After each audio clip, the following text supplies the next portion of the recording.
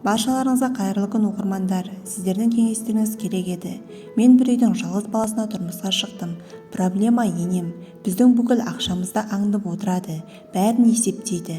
Басында қойшы, жалғыз ұл ғой деп ақшасын сұраса да жүре беретін едім. Бірақ қазір уже шыдамаймын.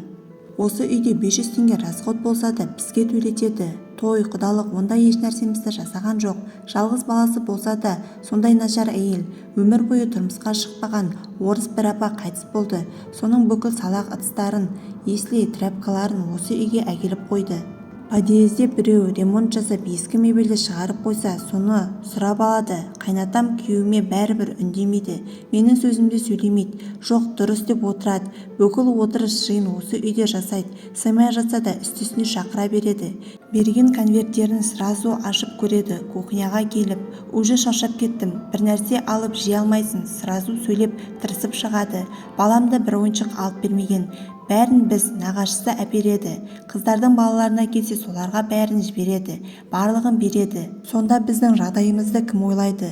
Өздеріңіздің кеңестеріңізді комментарийға жаза өтсеңіздер.